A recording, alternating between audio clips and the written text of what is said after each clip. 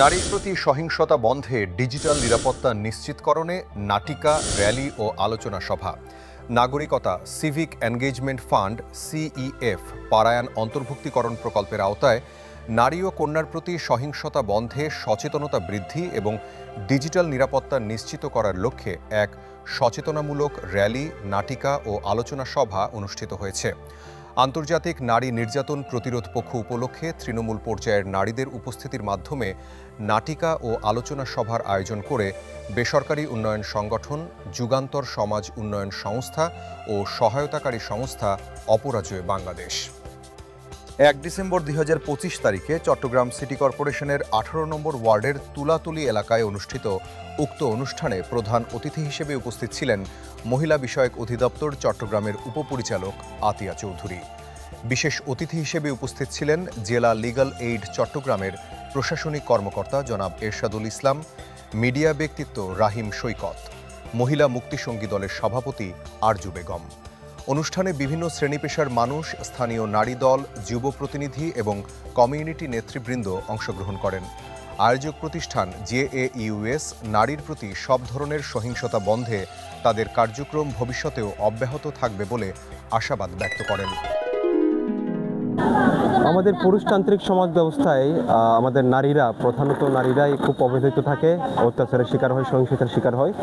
সেই অবস্থান থেকে আমরা নাট্যকর্মীরা চেষ্টা করি তারা যাতে সেই অবহেলা থেকে উঠে আসে, অত্যাচার থেকে উঠে আসে, অর্থাৎ সহিংসতা যাতে কমে যায়, একেবারে শূন্যের পর্যায়ে চলে আসে। আমাদের নাট্যকর্মীরাও সেই আন্দোলনে সামিল হই।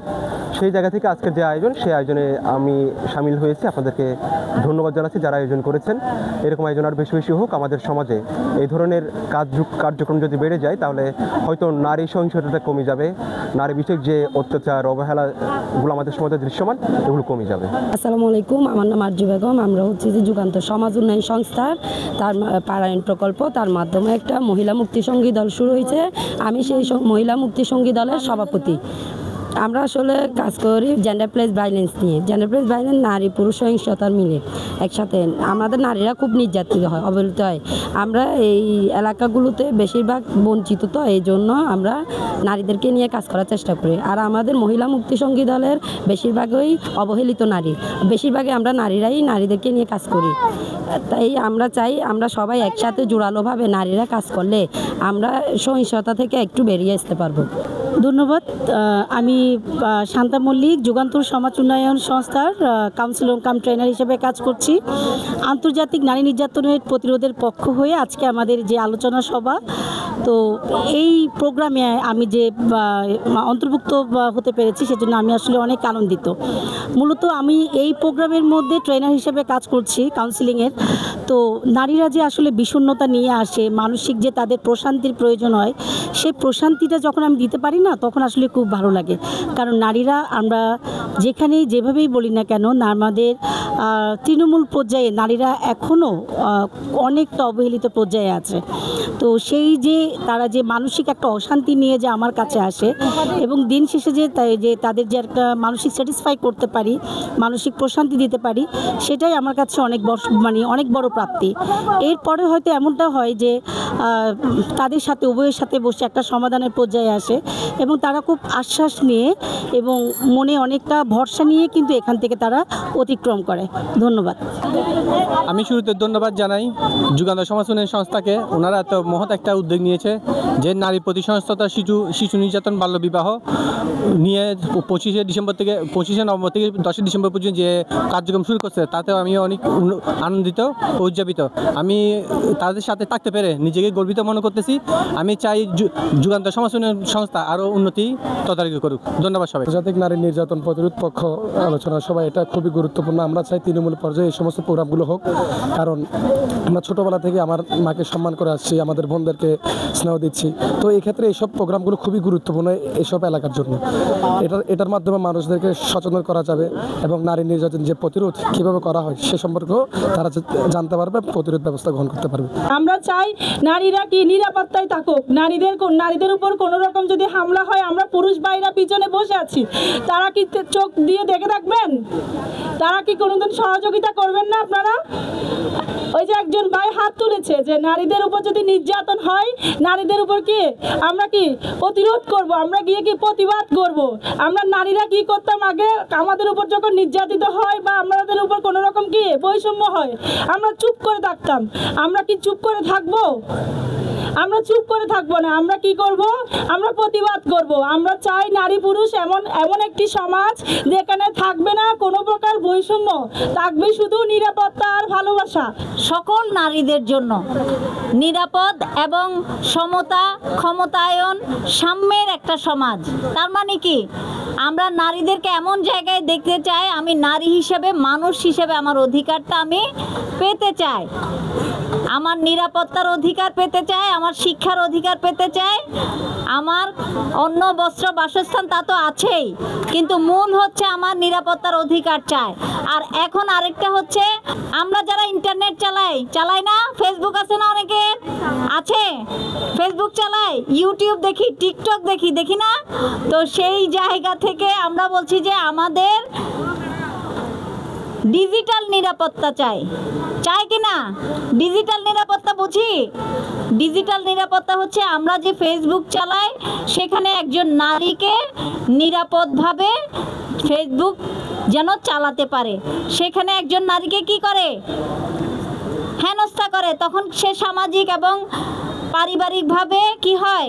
হেয় প্রতিপন্ন হয়, অসম্মানিত হয়। সে অসম্মান করা যাবে না। সেজন্য আমাদের এবারের প্রতিপাদ্য বিষয় হচ্ছে নারী ও কন্যা শিশুর প্রতি সহিংসতা বন্ধে ঐক্যবদ্ধ হব এবং ডিজিটাল নিরাপদ নিশ্চিত করব। আমরা যারা মোবাইল চালাই, ফেসবুক, টিকটক, ইউটিউব, যেখানেই আমরা ডিজিটাল ডিভাইসগুলো চালাই, ওখানে আমাদের নিরাপত্তা দরকার আছে কি না? পুরুষ আমার প্রতিপক্ষ না, পুরুষ আমার সহযোদ্ধা। পুরুষ যদি আমার সহযোদ্ধা হিসেবে থাকে, আমাদের এই সম্মান বলেন, ডিজিটাল নিরাপত্তা বলেন, নারীর নিরাপত্তা বলেন, সব কিছু অনেকাংশে কমে আসবে যদি সেই পুরুষটা আমাকে কি করে? আমার সহযোগী হিসেবে কাজ করে। আমরা সরকারিভাবে, বেসরকারিভাবে বলছি যে নারীরা অনেক এগিয়ে আছে, নারীর ক্ষমতায়ন, নারীর সমতায়ন হয়েছে, কিন্তু তৃণমূল পর্যায়ে এখনো দেখা যায় নারীরা এখনো অবহেলিত, নারীরা এখনো অনেকখানি অনিরাপদ, নারীরা এখনো অনেকখানি বাল্যবিবাহের শিকার হয়। এই পারায়ণ প্রকল্পের মাধ্যমে আমরা এমন একটা সমাজ গঠন করতে চাই যেখানে সকল নারীর মর্যাদা হবে সমান। কিশোরী, প্রতিবন্ধী নারী, প্রান্তিক নারী, শ্রমজীবী নারী, সবাই যেন তাদের অধিকারের কথা বলতে পারে, সবাই যেন তাদের অধিকারে সচেতন থাকে। আমরা অনেকগুলো সচেতনতামূলক সভা করছি। আজকে আমাদের নাটক আছে, নাটকের মাধ্যমে আমরা বলছি যে নারীর অধিকার নিশ্চিত করতে হবে। এখানে সাধারণত 3 ধরনের সেবা দেওয়া হয়। একটা হচ্ছে আইনগত পরামর্শ বিনামূল্যে, যেটা একজন জাজ সাহেব দিয়ে থাকেন। এছাড়াও এখানে আপোষ মীমাংসার মাধ্যমে বিরোধ নিষ্পত্তির কার্যক্রম সরকার চালু করেছেন, যেটা বর্তমান সরকারের খুবই একটা প্রশংসনীয় উদ্যোগ। এটা হচ্ছে আদালতের এই যে দীর্ঘ মামলা জট, আপনারা সবাই জানেন একটা মামলা, সিভিল জায়গা জমি সংক্রান্ত মামলা যদি দাদাই করে, নাতিরাও এটার সুফল ভোগ করতে পারে কিনা এরকম একটা সন্দেহান। তো সেই ক্ষেত্রে এরকম বিচারিক দীর্ঘসূত্রিতাকে কমিয়ে এনে স্বল্প সময়ে, অল্প সময়ে মানুষের আইনগত অধিকার প্রতিষ্ঠার জন্য সরকার এবং আদালতের মামলা জট হ্রাসকল্পে সরকার লিগ্যাল এইড এরিয়ার ব্যবস্থার প্রচলন করেছেন। আগে নারী নির্যাতনের যে মামলাটা করতেন সেটা এখন আর আদালতে মামলা করা যাবে না। এটা মামলা করার আগে অবশ্যই আপনাদেরকে লিগ্যাল এইড অফিসে আসতে হবে। হচ্ছে আপনাদের নারীদের দেনমোহর ভরণ পোষণের মামলা, স্বামী ভরণ পোষণ দেয় না, সেটাও এখন মামলা করার প্রক্রিয়া সরকারি আইনের মাধ্যমে আপাতত স্থগিত করেছেন এবং এটা লিগ্যাল এইড অফিসের মাধ্যমে অল্প সময়ে 2-1 মাসের মধ্যে এটা সমাধানের ব্যবস্থা করেছেন। এছাড়াও 5 লাখ টাকা পর্যন্ত চেকের মামলা এবং আর বিশেষ করে এই হচ্ছে এডিআর কার্যক্রমের সফলতা। পাশাপাশি যারা আর্থিক অসচ্ছলতার কারণে মামলা করতে অক্ষম, ওনাদের জন্য সম্পূর্ণ সরকারি খরচে আইনজীবী নিয়োগের মাধ্যমে মামলা যুগান্তর নারী উন্নয়ন সংস্থা ওনারা কিন্তু এই সরকারের এই কার্যক্রমগুলোকে আপনাদের প্রান্তিক পর্যায়ে পৌঁছে দেওয়ার জন্য কাজ করে যাচ্ছেন। তো এই জন্য আমি বিশেষ করে জেলা লিগের অফিসের পক্ষ থেকে এই যুগান্তর সমাজ উন্নয়ন সংস্থাকে আন্তরিকভাবে ধন্যবাদ জানাচ্ছি। এই যে আজকে রুট লেভেলে আপনাদের দ্বার প্রান্তে সরকারের এই সেবাগুলো পৌঁছে দিচ্ছেন। আজকে যদি এখানে ওনারা যদি আমাদেরকে আমন্ত্রণ না জানাতো, সরকারের এই সেবাগুলো সম্পর্কে হয়তো আপনাদের কাছে এটা অজানা থেকে যেত। এই জন্য আপনাদের ঘরে ঘরে এই মেসেজটা পৌঁছে দেওয়ার ক্ষেত্রে আপনার যুগান্তর সমাজ উন্নয়ন সংস্থা কাজ করে যাচ্ছে। আগামীতে ওনাদের কার্যক্রমকে সফলতা কামনা করে আমি আমার বক্তব্য শেষ করছি। আসসালাম। নাটকের যে ঘটনাগুলো, এগুলো আমাদের পরিবারে ঘটে আমাদের পরিবারে ঘটে নাটকে যেসব ঘটনা, নাকি ঘটে না? এগুলো বানানো। এই দৃশ্যগুলো আমরা ঘরে ঘরে দেখি, হয়, এগুলাই হয় না?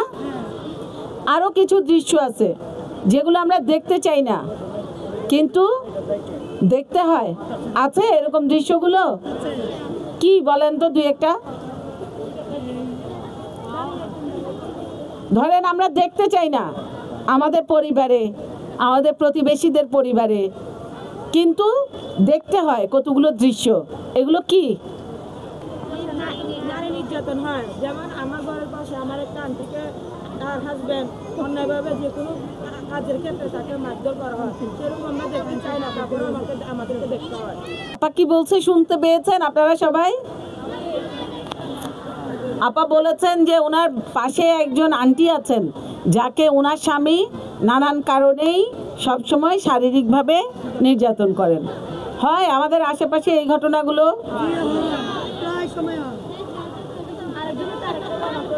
দেখেন, নির্যাতন শব্দটা কি ভালো শব্দ? তাহলে এই কাজটা তো ভালো না। ভালো হবে এটা? কেউ কারো প্রতি নির্যাতন করা, এটা কি কোনো অংশে ঠিক? তাহলে সব ধরনের নির্যাতন কি বন্ধ হওয়া দরকার। একমত আমরা? আমাদের বোন, মা, মেয়ে কেউ নির্যাতিত হতে পারবে না। কি করলে বন্ধ হবে মনে করেন? কি করলে বন্ধ হবে? যদি আমার কথায় না শুনে ওকে আইনের মাধ্যমে নিতে হবে। আইনে করবে, আমাকে তো আর আমি যদি নির্যাতন করি, আমি যদি কোনো অন্যায় করি, আমাকেও আইনের মাধ্যমে নিয়ে যাক। আমার পাশে যারা অন্যায় করতেছে ওদেরকেও কি করবে? আইনের মাধ্যমে নিয়ে যাবে। আচ্ছা, ধন্যবাদ। আসসালামু আলাইকুম। একটু পিছনে একজন বলেন তো, আপনার কি মনে হয় কি করলে নির্যাতন বন্ধ হবে? পিছন থেকে কেউ একজন। আসসালামু আলাইকুম, আমার নাম রেশমা খান। আমার মতো সচেতনতা বৃদ্ধি করা উচিত, সচেতনতা বাড়ানো উচিত, শিক্ষার হারও বাড়ানো উচিত। এই যে আজকে এই যে নাটকের মাধ্যমে দেখানো হলো যে এই কাজগুলো খারাপ, এগুলো করা ঠিক না, তাহলে আর কি করা যায় সচেতনতা বাড়ানোর জন্য? আসসালামু আলাইকুম, আমার নাম আরিফা আক্তার। আমার মতে মুক্ত আলোচনা করা উচিত। মুক্ত আলোচনা করা উচিত। তবে আমরা এটা প্রতিরোধ করতে পারবো মূল প্রথম হচ্ছে যে শিক্ষা। আমরা যদি একটা জিনিস দেখেন, একটা শিক্ষিত মানুষকে আপনি অল্পতে বুঝাতে পারবেন, কিন্তু আমরা শিক্ষা থাকলে সবকিছু বুঝার মতো একটা ক্যাপাসিটি থাকে। জেলা লিগেলের অফিস যারা আর্থিকভাবে অসহায়, দরিদ্র, আর্থিক অসচ্ছলতার কারণে আইনগত সহায়তা প্রাপ্তি থেকে বঞ্চিত, অর্থাৎ বিচার প্রাপ্তিতে বঞ্চিত, যারা আদালতে নিজের আইনজীবী দিয়ে আর মামলা পরিচালনায় অক্ষম, তাদেরকে সরকারি খরচে, সম্পূর্ণ সরকারি খরচে, বিনা খরচে আইনি সহায়তা দেওয়া হয়। এখানে সাধারণত 3 ধরনের সেবা আছে। এখানে আইনগত পরামর্শ, যেটা একজন জাজ সাহেব দিয়ে থাকেন, একজন জজ, একজন বিচারক, ওনার থেকে একজন যে কোনো অসহায় দরিদ্র মানে সরাসরি আইনগত পরামর্শ পেয়ে থাকেন সম্পূর্ণ বিনা খরচে।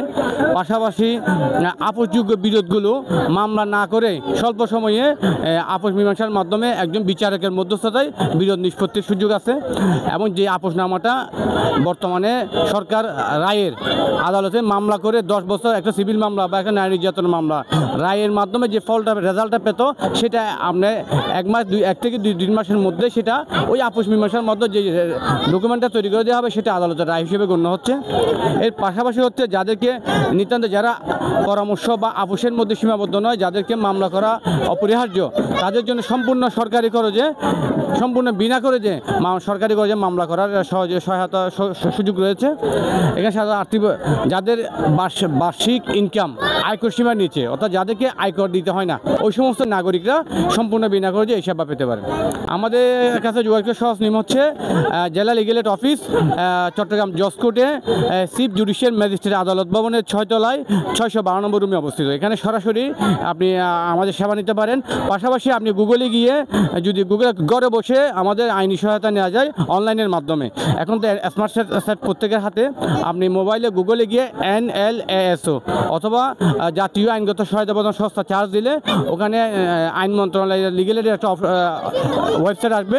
ওখানে আপনি অনলাইনে আবেদনে ক্লিক করে আপনার নাম ঠিকানা ফিল আপ করে সেভ দিলেই আপনার সমস্ত ডকুমেন্টটা এখানে অ্যাটাচমেন্ট করে দিলে আমাদের আইনি সহায়তার আবেদন হয়ে যায়। পাশাপাশি তখন ওনার আইন আবেদন পেলে আমরা অনলাইনে ওনাদের সাথে পরবর্তীতে যোগাযোগ করি এবং ওনার মোবাইলে মেসেজ চলে যায় পরবর্তী সেবা এবং করণীয় সম্পর্কে। ধন্যবাদ। নারী ও শিশুর প্রতি সব ধরনের সহিংসতা বন্ধে সাধারণ মানুষের মধ্যে সচেতনতা বৃদ্ধির কোনো বিকল্প নাই।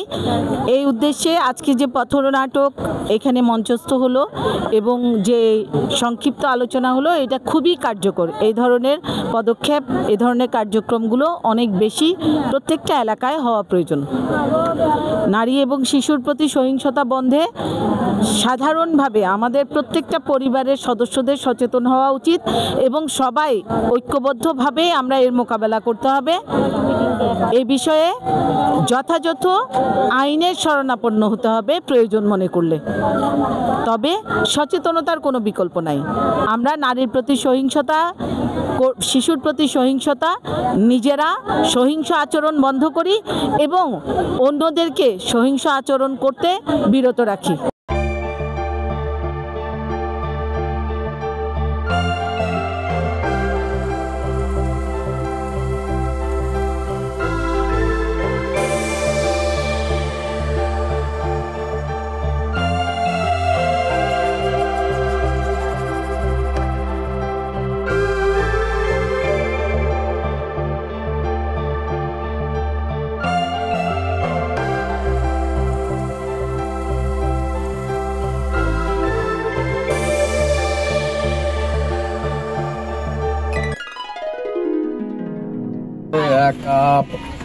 আরে মিনা, এই তো দেখি মেঘ না চাইতেই বৃষ্টি।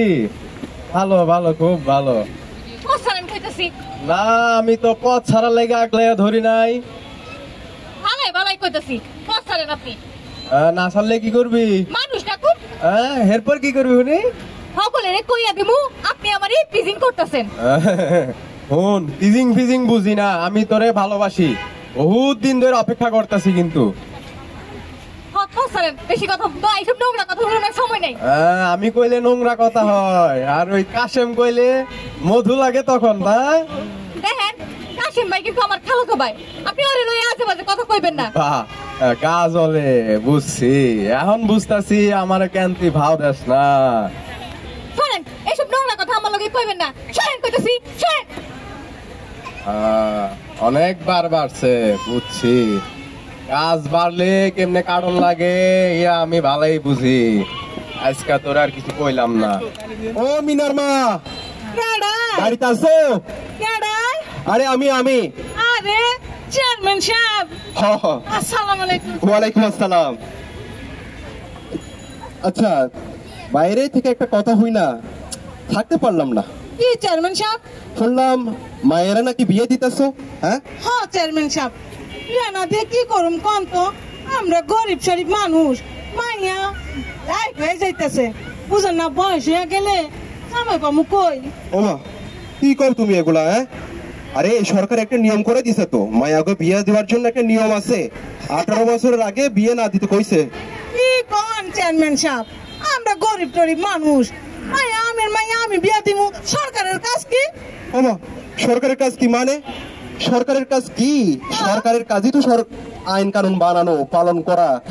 এগুলো যাতে জনগণ মানতে পারে। হ্যাঁ, আমাদের জনগণের কাজই হলো সরকারের আইন কানুনগুলো ভালো মতো মানা। হ্যাঁ, এই যে মায়াকে বিয়ে দিতেছো, তোমার মায়া মিনারে যে বিয়ে দিতেছো 18 বছরের আগে, জি, ওর তো নানা রকম শারীরিক জটিলতা তৈরি হতে পারে, বুঝো নাই? হ্যাঁ না, এই যে 18 বছর আগে বিয়ে দিলে সরকার একটা নিয়ম করছে জেল জরিমানাটা দিবে। এখন বুঝো, তুমি কি জেলের জরিমানা খাবা, অর্থাৎ বিপত্তি কাছে টেনে আনবা, নাকি বিপদ দূরে রাখা মায়েরা পড়াশোনা করাবা? কি কোন চেয়ারম্যান সাহেব, আমগো তো কত ছোটবেলায় বিয়ে হয়েছে, কই আমরা তো কিছু হয় নাই। আর আমার মা বাবা যখন আমরা বিয়ে দিছে তখন তো কোনো জরিমানা এগুলো তো কয় নাই। আরে তো আমার মায়ের লেখাপড়া শিখে কি করুম? কি কও লেখাপড়া করে কি করবো মানে? আমাকে দেশে পড়ালেখা করার পর মায়েরা জজ ব্যারিস্টার হচ্ছে, ডাক্তার ইঞ্জিনিয়ার হচ্ছে, পাইলট হচ্ছে, কত কিছু হচ্ছে। হ্যাঁ, এটা একটা কথা কইলা? এখন বোঝো আমি কি মিথ্যে কথা কই? না আচ্ছা, আমি বুঝা দেখি কি করণ যায়। আর মায়ের লেখাপড়া করে কি করবো কন তো? আমরা গরিব মানুষ, একজন রোজগার করে, আর কই পামু তো তাহা মায়ের লেখাপড়া শিখামু? টাকার পয়সা তো সমস্যা না, সরকার উপবৃত্তি দিচ্ছে, অনেক কিছু দিচ্ছে। মায়াকে পড়ালেখার ক্ষেত্রে অনেক সুবিধা আছে বাংলাদেশে, বুঝছেনি? আচ্ছা, আপনি কইতেছেন তো, আমি একটু বুঝা দেখি কি করণ যায়। কিন্তু আপনি যা কইছেন ভয়ও লাগতেছে, ইচ্ছে করে আবার বিপদ ডাকুন। ভয়ের কিছু নাই মিনার মা। হ্যাঁ, সরকারের নিয়ম কানুন মানে চললে আমাদের জনগণেরই লাভ, বুঝছো? তাহলে আমি যাই, আমি একটু মকবুল সাহেবের বাসায় যাইমু। হ্যাঁ আচ্ছা চেয়ারম্যান সাহেব।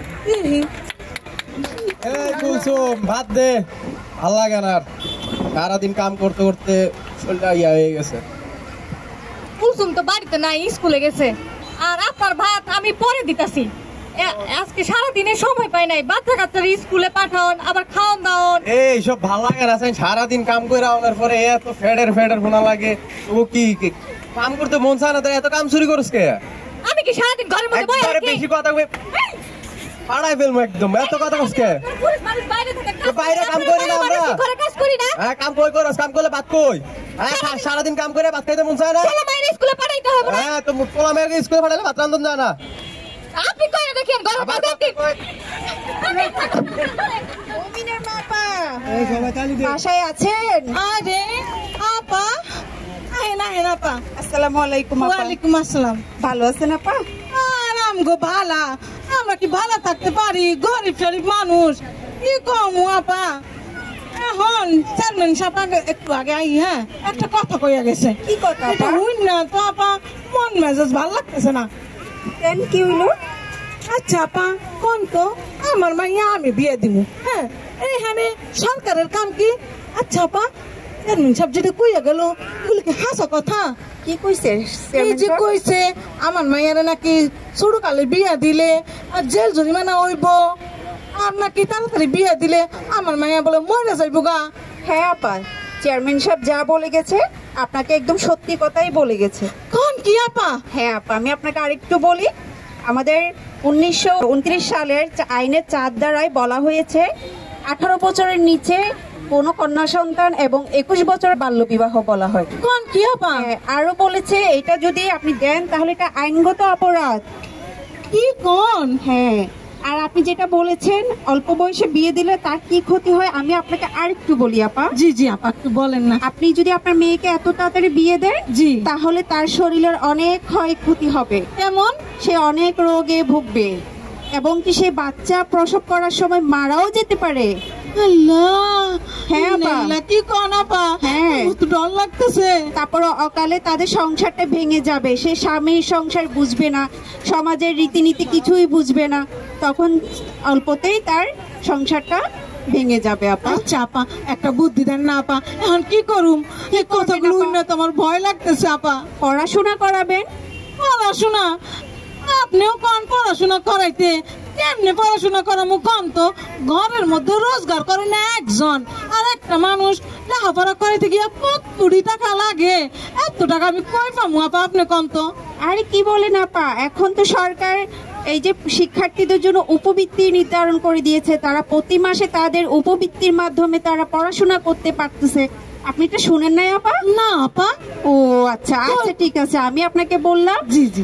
আর আরো কিছু বলি আপনাকে, এই যে আমাদের যারা পড়াশোনা করতেছে ছাত্রকালীন মেয়েরা ছেলেরা, তারা বিভিন্ন কারিগরি প্রশিক্ষণও পাচ্ছে, তাদেরকে প্রশিক্ষণ দেওয়া হচ্ছে।